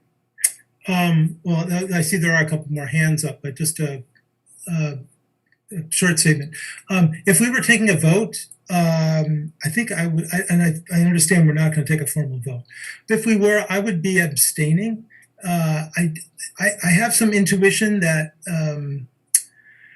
I'm missing something here, and this just may be a matter of my needing to dive deeper into the details and understand it, which I know I'm not going to do tonight. And if the rest of the board wants to go ahead, I don't want to slow that process down. But I did want to say that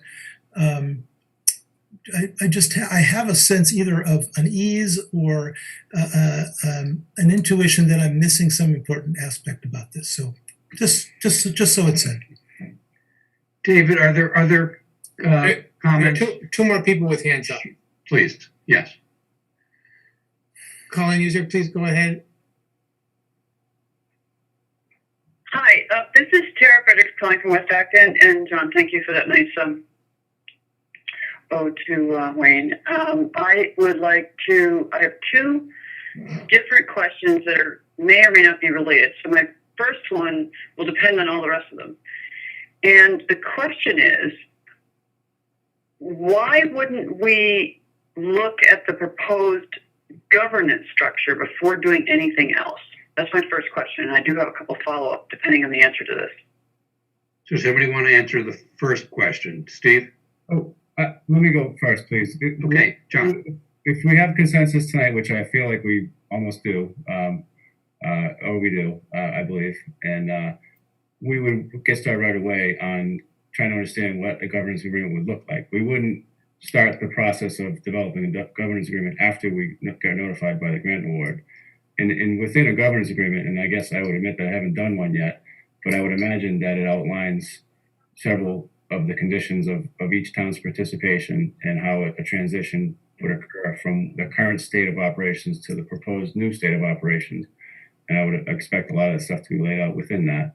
And we wouldn't be able to develop that without talking amongst ourselves and with the employees and relying on best practices and learning from mistakes that other RCCs have made in other parts of the state, and looking at successes that other districts have found in other parts of the state. So I think if we apply for the grant next week, that work would get started right away to look at all those things and start shaping that out so that if we are successful with the grant award, we'd be ready to start talking about this governance agreement.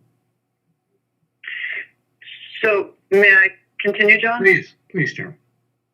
So I think what I'm hearing is that you're asking for permission to go get a grant that will pay for you to develop and propose a governance structure?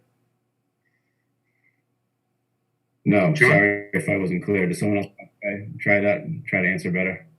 Steve?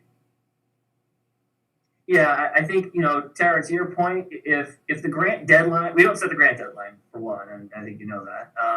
But if the grant deadline was in July, then I think based on the outcome of the feasibility study, we would do exactly what you suggest.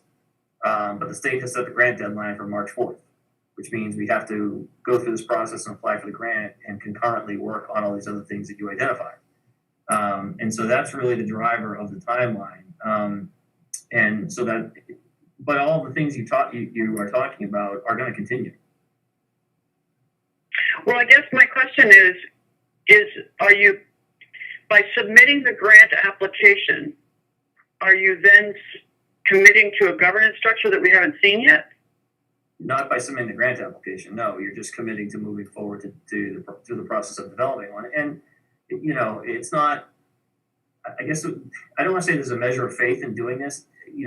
Jim, to your point, as you see, I guess I'm probably the only one that doesn't have a high level of uncertainty about what comes next, and that's completely understandable. But that's why I have absolute faith in the two communities' ability to do this, especially with the leadership structure that certainly Acton has, and sort of taking the initiative of this and coming to Concord to say, what do you guys think? So there is, you're building it from scratch using parts that already exist elsewhere in the Commonwealth, if that makes sense. And so that's really the next step is, okay, what are those best practice pieces we can put together for our version of a regional dispatch? Okay, well, I still don't understand what the town would be committing to, and I urge you to not commit to anything. I don't think that we need to do this year. But my last comment or concern is, what about control policy regarding police activity? For example, we went through a great deal of trouble to create a due process for undocumented immigrants, otherwise known as sanctuary town. Under such a regional dispatch center, would Concord police be dispatched to Acton and then have to obey Acton local policy regarding undocumented immigrants, or how would that work? Are you creating a whole other governance structure that then we would have to, that the Board of Selectmen would not be in control of the policy of the police, and there would be some regional governance group that then we'd have to go convince a layer of other government? So that's a good question. Thank you. No, the police and fire operations of both communities would operate exactly as they do now. This would simply be the public safety communications and dispatching, which would be consolidated, and it wouldn't impact how police and fire do their work. Okay, so if a Concord cop was dispatched to an Acton residence, they would have to obey Acton local policy and bylaws. Well, we're not regionalizing police and fire. We're just regionalizing the people that are the first responders, the ones that answer the phone when you call and put you in the right to get people to your house or wherever. And that would still work the same in both communities. We wouldn't, mutual aid exists and is used throughout the area, but it wouldn't change that. We would still, Acton officers would respond to Acton, Concord officers would respond to Concord, unless there was a need for mutual aid. But it wouldn't be automatic just because our dispatches are getting together. Okay, thank you. Anyone else, David? Yes, several more. Charlie Cadillac, please go ahead. Hi, can you hear me? Yes, Charlie. Good. I have a question and a couple of quick comments. The question is, would this be creating a separate legal district similar to the school district? Yes. Okay, that ties into some of the questions on the governments. My quick comments are to highly encourage you to make this more known to the general population, because although the 6 of you sitting here are in full agreement, that's not necessarily true of the general population. Dean will remember there was some discussion of regionalizing with another neighboring town back 20 years ago, and they had a rather parochial response to that. You know, we want our own dispatch center. The problem with a separate district, which doesn't have to exist in every one, but does exist with a school one, it's almost impossible to unwind unless you make some very, very precise procedures for how to do that. That could be a problem. So I would, again, highly encourage you to make this more known and solicit public response to it before we go too far down. Although I happen to think it's a good idea. Thank you, Charlie. Dan? Fran Arsenault, please go ahead. Unmuting. Hi, all. Fran Arsenault, West Acton. I was curious why our sister towns aren't included, which would be Boxborough and Carlisle. Were they asked or? One step at a time. Stephen or John, please. Good question. Thank you. I think we looked at the similarities of the two communities. Although they may not be considered our sister community, I think there are a lot of things that are similar about the size and scope of work and the services we provide. Chief Burrows or Chief Hart, is there any further thought on how we picked Concord for this team? Over the past few years, Chief Woodmay has reached around to other communities to try to regionalize. I think Boxborough was the one you were referring to 20 years ago. Sounded like it got pretty far in the process and then it dropped off at the last minute. And in the past couple of years, I've mentioned to other communities if there was any interest, and Joe was the first one that said, yes, I'm interested. Thanks. Richard Kelleher, please go ahead. Hi, thank you for letting me speak. I live at 46 Brewster Lane, South Acton. From the previous discussion, couple of questions back about the grant, I think, and tell me if I got this correct, you're going to apply for a grant to do studies and feasibility study like you would for a new building. And the only commitment is that you're going to proceed to do that. And then when it's done, you can do whatever you want to do. Go ahead, drop it, whatever. Is that correct? We actually are, we just completed the feasibility study. We received the grant. We've completed the feasibility study, and now we're talking about the next steps. But it's one more step, and you're getting grant money, so there's no financial impact to the town, and there's no commitment beyond that other than to do the study. Is that right?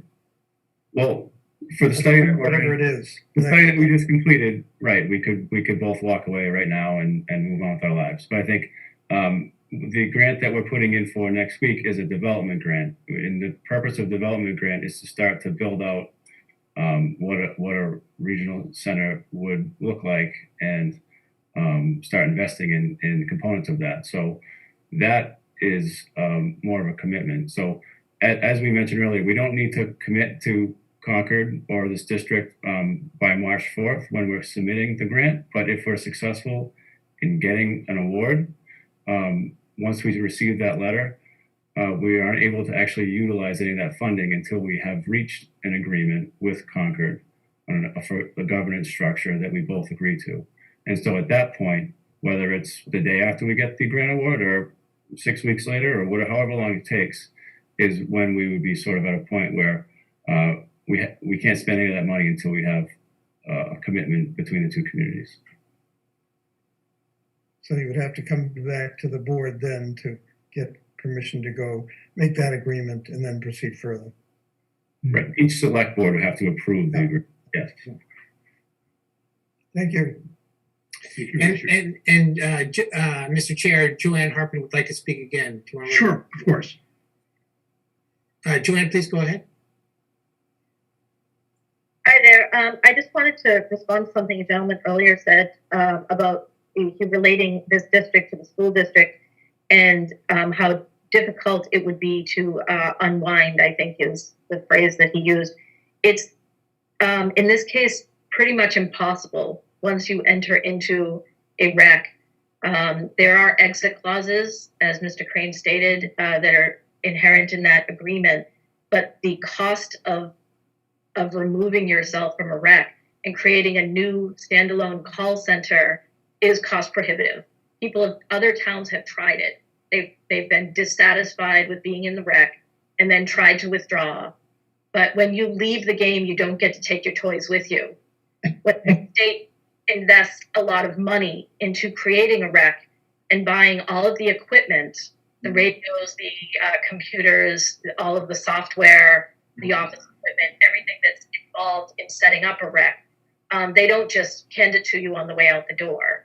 You're then starting from scratch, from square one, from like ground zero, to recreate your own standalone call center.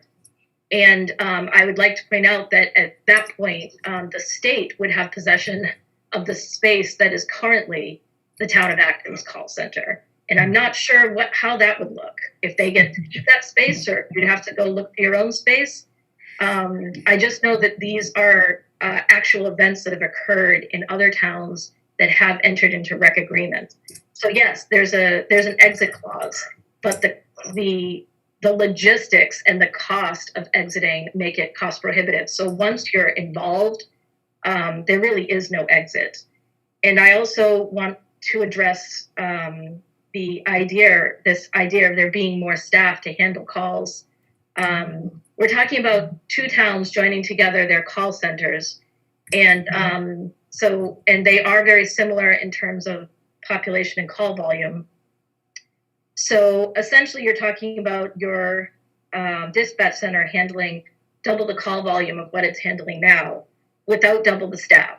I don't want to get into it too much because not everybody has seen that study, but we're not talking about having a flood of staff in there to handle extra calls. We're talking about 3 people working in the call center at a time to handle the calls, the entire call volume of 2 towns. And also the very important consideration that the dispatchers that you have now, the majority of them have been working there for a decade or more. Some of them, 15 or more years. And they are very familiar with the pulse of the town of Acton.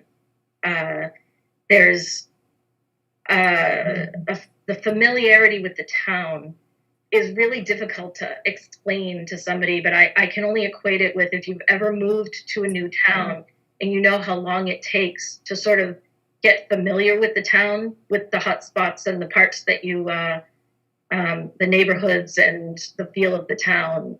It's very similar when you're a dispatcher and you have to learn the geography of the town and all of the unique features of the town and the different neighborhoods and the different businesses and the layout of the town, and having to teach that to an entire body of new staff. It's difficult teaching that tribal knowledge when we hire one person, and the rest of us can teach that person as they go about what's important for them to know. You're talking about merging 2 staffs and essentially having a call center that is half staffed by people who are unfamiliar with your town. And that's something that we as dispatchers, I am a dispatcher in Acton, and it's something that we as dispatchers are very concerned about regarding service to the community.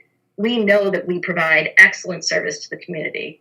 We've gotten a lot of feedback from the community about the compassionate response that they get when they call us.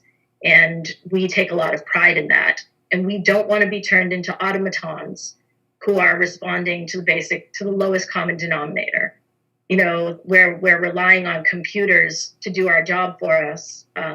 We want to be able to take the call and be a human on the end of the phone, not just a call taker that is, you know, looking at a computer and being unresponsive. Would either of the managers or any of the chiefs wish to respond to Ms. Harpin's comments? I would respond to one general comment about the state taking Town of Acton's property. You know, the district would be a tenant, and this is how it worked in Westcom. The district was a tenant of the city of Chicopee because it was located in the Chicopee Police Department. We had a lease with the city. And so if it failed, we would just, the district would work it out through the lease. I think with Joanne's, and listen, I have great respect for the dispatchers of Concord and Acton. It's a very, very tough job. And so I don't want to make it seem, and I think John and I have from the very beginning committed to try and make this process as inclusive for the dispatchers as it possibly can be. But there's one dispatch center, and because we're in a public meeting, I don't want to name names, but there's one dispatch center that is the cautionary tale for all of them.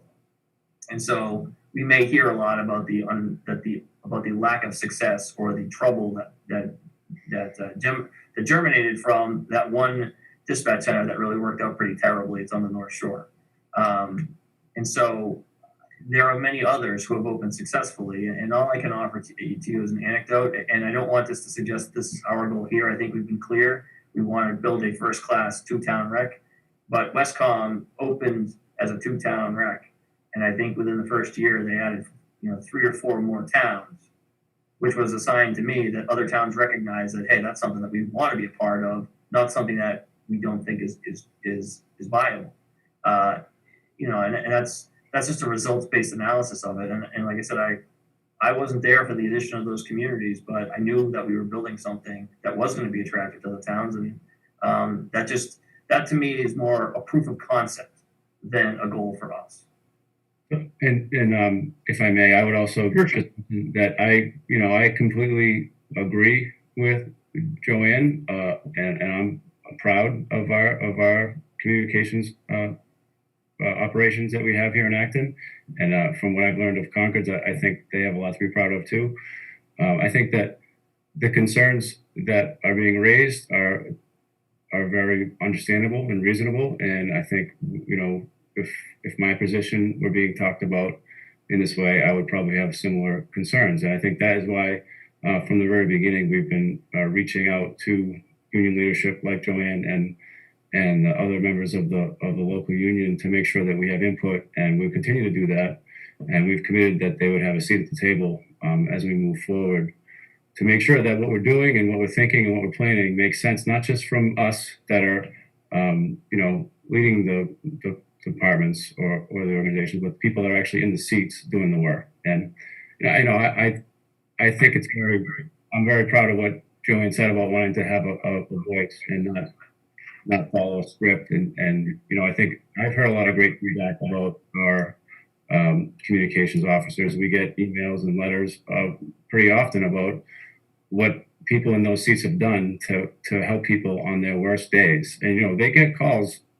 They get calls from people pretty much on their worst days and their worst moments, and they're in charge of making sure that they can calmly help them and get services to them as needed. And I know that they do a great job with it.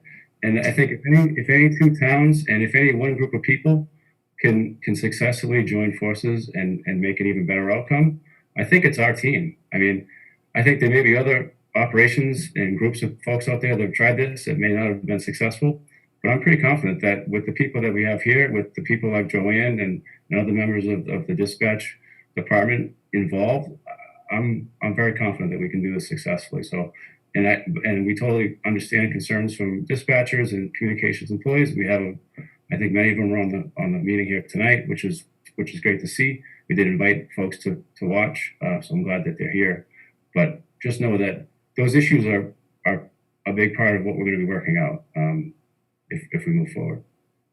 To John and Stephen, do you anticipate retaining all dispatchers in both towns under the new plan? Yeah, that'll be a goal. Yeah, John, history in the research that we did, in most cases, the feedback we got from regional dispatch centers was all the existing dispatchers who wanted a job in the district could get one. Not everyone made the switch, but it was structured so everyone could. Where did they go if they seek a job in another place if they didn't want to remain? Yeah, I mean, I know. All I can do, the dispatchers I know the best are the 5 Long Meadow dispatchers. So I hate to be anecdotal, but some of them just used it as an opportunity for a career change. Some were, near enough to retirement where they didn't really want to get into a new adventure. I think 1 or 2 came over and just. I don't know if they're still there or not, but it was all a very individual choice. But we built it so they could come over and essentially have the same, compensation, benefits plans, the whole thing. It would be a seamless transition, and so that opportunity was there. And then it was up to them whether or not they wanted to come over.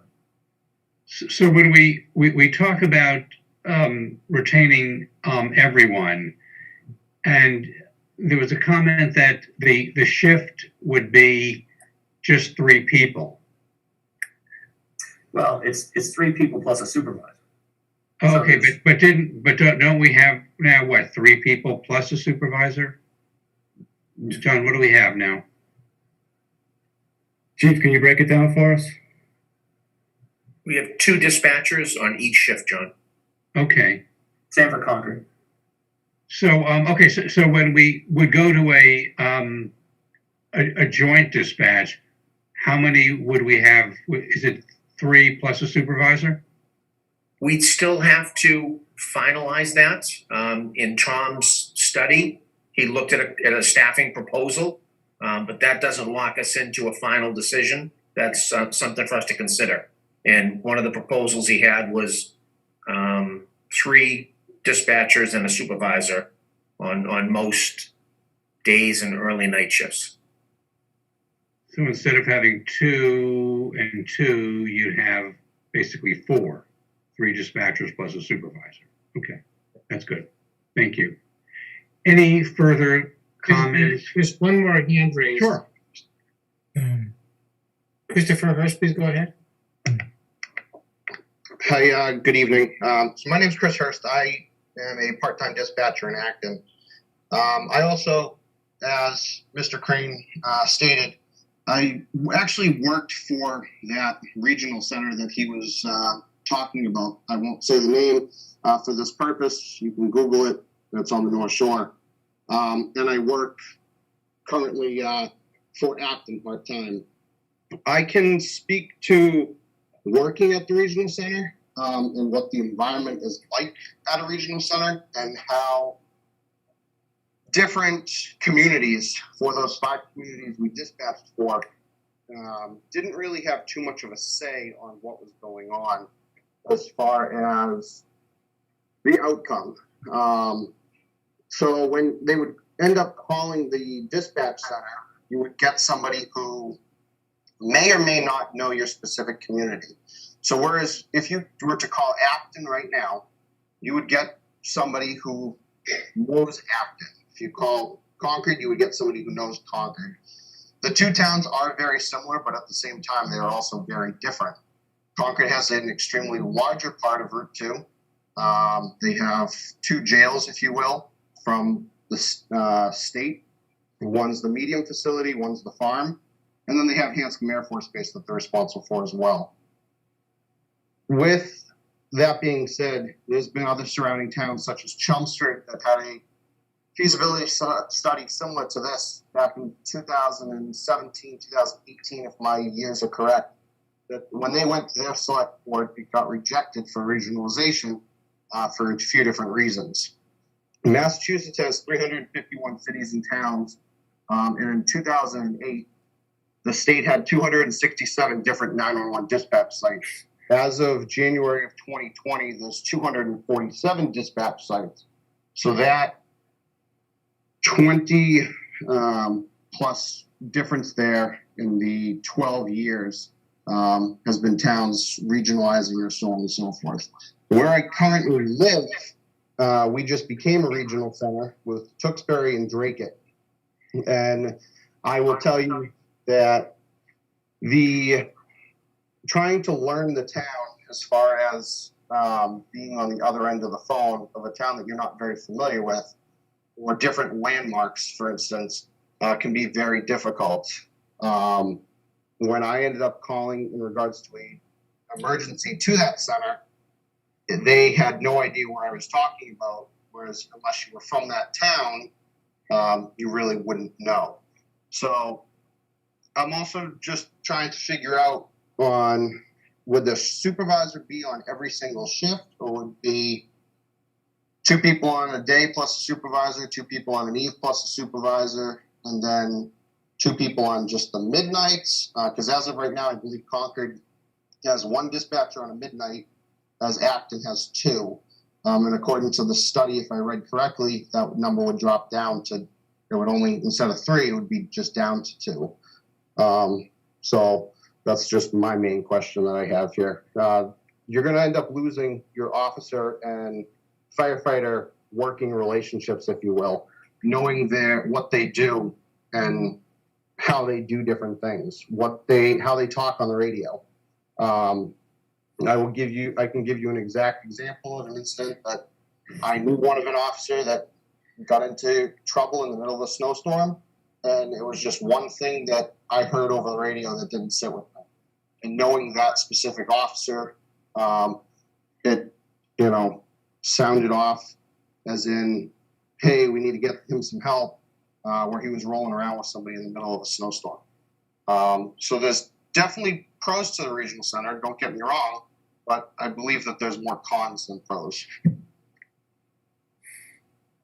Thank you, Christopher. Are there any other citizen comments, David? No, that's it, John. Okay, are there any further comments from board members or questions?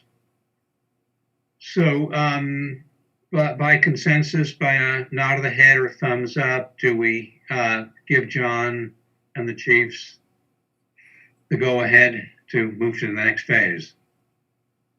Okay, that looks unanimous. Okay, well done, people. Go forward. Let's go. Yeah. Thank you for all the feedback Thank you. and from members of the public, and thank you for the Concord team for joining us tonight.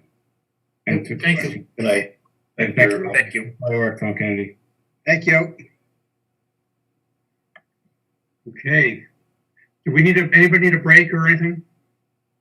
Plow ahead. Okay. So the next would be to designate R.J. Gray Junior High School as a single polling location for all precincts. So moved. Okay, John, any comments from? No, just that it worked out pretty well for the last few elections, and we would like to do it again. Okay. David? Yeah, I was just wondering, is this a permanent change or just for this year? This vote that we're asking you to take would be for this year.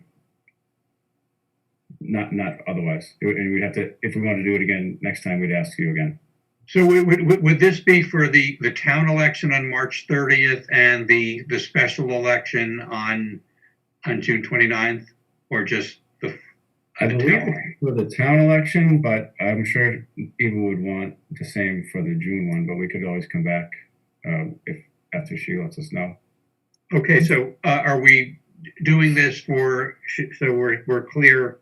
The motion would be to designate R.J. Gray as a single polling location for all precincts for the March 30 town election and the June 29 special election. Second. Okay. Or John, would you just move the motion and then David seconds it? I move. Okay, and then David seconds. Second. Okay, if there's any further discussion, then David, if you'd call the roll, please. Mr. Snyder Grant? Aye. Ms. Gardner? Aye. Mr. Charter? Aye. Mr. Benson?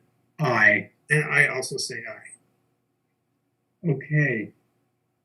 So the next matter was from from AC8C to approve the Acton Community Housing Corporation's request for proposed spending for housing needs. Is Janet Adachi here, or are you going to handle it, John? Janet is on. Hold on a second. Okay. Good evening, everyone. I was hoping to avoid having to talk. No. But as long as you can't see me because I'm wearing my bathrobe. I don't know if you want me to explain what this is. I think the memo that I submitted is pretty self-explanatory. We do have access to gift funds, and the one that we're proposing to use was originally part of, I guess, a $100,000 payment that came from New View in lieu of one affordable unit. There is an affordable unit, I understand there, but it doesn't qualify for inclusion on the subsidized housing inventory because of the membership selection process. Would be adding additional conditions. So it doesn't qualify for inclusion on the SHI, but it is considered an affordable unit. But the thought is that in these times when there are people who are struggling financially, and given the response to the town's sort of short-term program, which now has been extended to provide assistance with rental and mortgage payments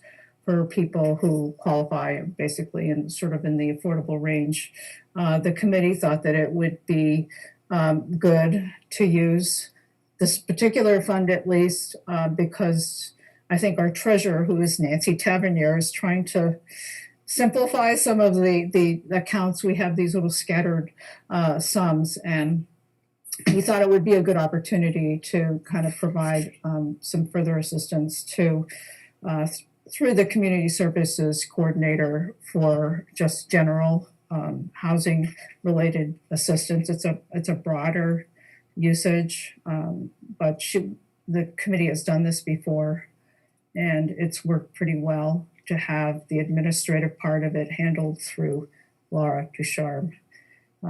We have our own ability to provide grants, but it's a little more cumbersome because we only meet once a month.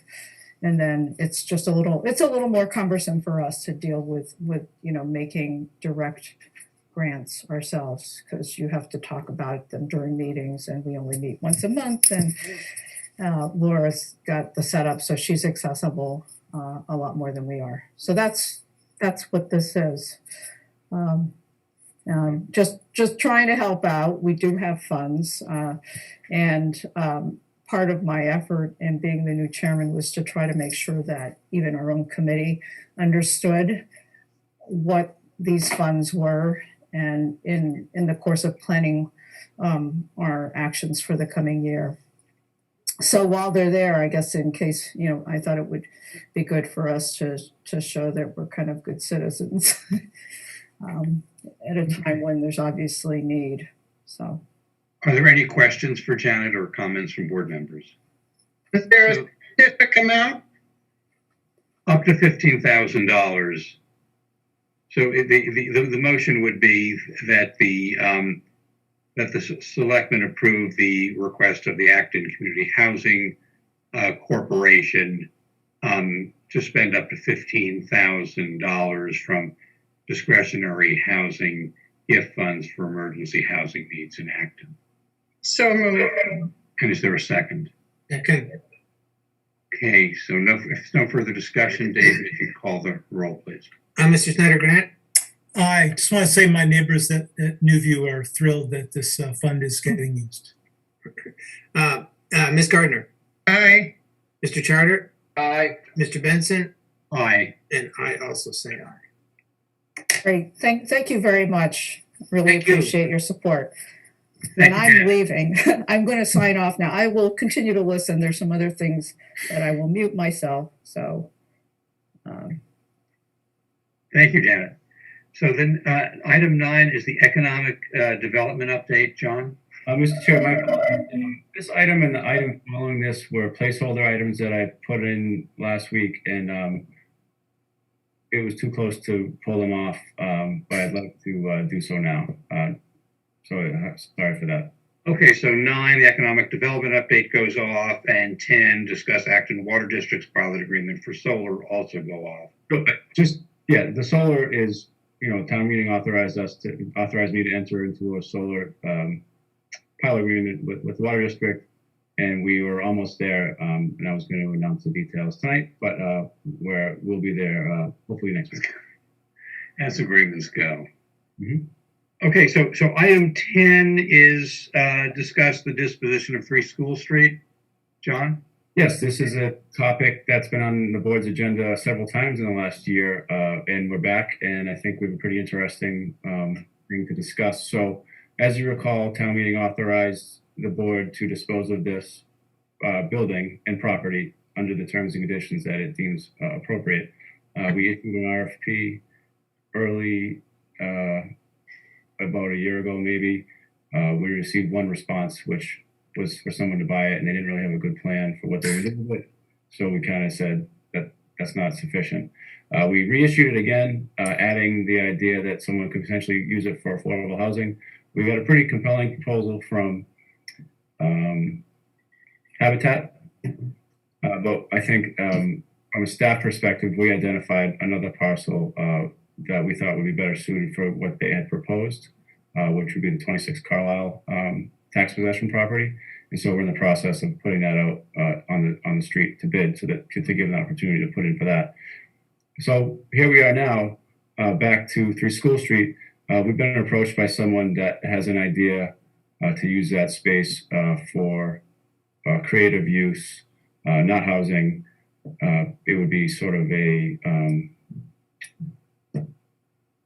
educational use. It's some kind of writing workshop. But anyways, it's an interesting proposal. They're interested in acquiring the property, restoring it to the way it looked at some point, and then using it for its business or maybe a nonprofit. But in any event, I think it's something that I'd really like the board to have an opportunity to learn more about. So I'm just checking in before we do it, but we'd like to put another RFP out there to give this group an opportunity to put in a bid for it, and maybe it'll work out this time. So questions or comments for John? Brianna? Jim? Sounds intriguing, if vague. And sure, why not go to the next step of putting out the RFP again? And hopefully this group will be able to move forward with that. So we're all good with that? No, I think it's great. Good. Thank you. Okay, so so let's just do the consent items before the Kmart. Consent item 13, approve meeting minutes January 25 and February 1, 2021. 14, approve executive session minutes February 1, 2021. Let's hold the executive session minutes. Okay. 15, committee appointment, Daniel Malloy, full member, Economic Development Committee, term to expire June 30, 2024. 16, committee appointment, David Code, associate member, Economic Development Committee, term to expire June 30, 2024. 17, appointment of Pesha Kokis, associate member to full member, Commission on Disabilities, current term to expire 6/30/2022. 18, committee appointment Neha Saravan, associate member, Diversity, Equity, and Inclusion Commission, term to expire June 30, 2024. 19, accept gift recreation department for $50 from Lou and Eileen York to be used for constructing a dog park in Acton. So do I have a motion then to approve consent items 13 and then 15 through 19 inclusive? So moved. Is there a second? Second, David. Then all in, well, I guess I'm sorry. David, please call the roll. Old habit, John. now really old. Mr. Snyder Grant, Aye. Ms. Gardner, Aye. Mr. Charter, Aye. Mr. Benson, Aye. and I also say aye. Jim, on item 14, you asked to be held. Yeah, I'd like to add. I'd like to approve these. I just want to make sure that we add the little clause at the end that says these documents were used. You know, the standard clause that we have that lists the documents that were used in the meeting. Just a small administrative piece, but I did see that there was an open meeting law ruling on having that list in executive session minutes, even if the documents are not, wouldn't be produced if people asked for them. But it's important to list them anyway. Should we come back with those next time then with the list in there? I think it's Either way, I'm okay with moving to approve them and just making sure that little clause gets added before they're released. But whatever works better for you. I think we need to see the list. So Yeah, why don't we're just meeting next week again, Okay. so we could clean that up and Great. put it on again. Okay, so we'll let 14, we'll take no action on 14. Okay. Okay, so on the last new business item, further discussion of the Kmart parcel, I had a short statement. In my Kmart parcel update statement of January 25, 2021, I indicated we received inquiries from several developers. One of those developers is coming forward with a proposal for the redevelopment of the Kmart parcel. The lawyer for the developer is a former professional colleague and friend of 45 years. To avoid any appearance of a conflict, I have decided to step aside as the board's point person on the redevelopment of the Kmart parcel. Dean Charter, who is a member of the Kelly's Corner Steering Committee, will succeed me. So let me turn the discussion over now to John and Dean for an update. Thank you. As mentioned, we have, since the discussion about Ocean State Job Lot, we have received a few other inquiries from other firms that are interested in the site. We've also had conversations with the real estate brokers that are actually listing the site from Atlantic Realty, and we talked about different things, trying to encourage ways for them to try to work on town-related goals in their marketing of the site.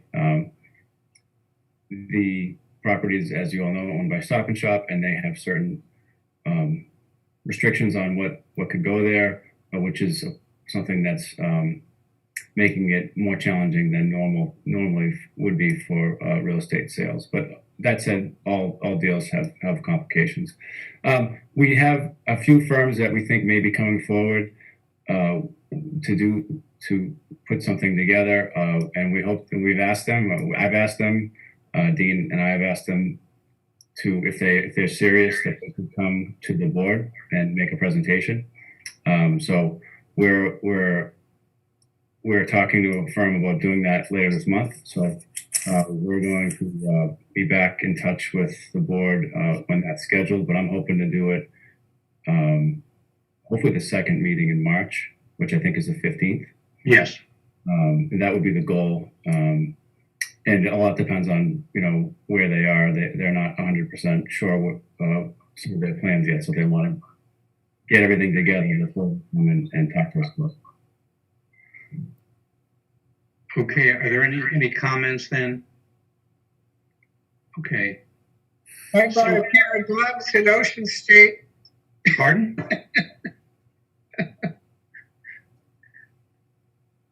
Okay, so, that concludes our agenda. We'll meet again next Monday night, March 1st, for that. That would be the first Monday in March.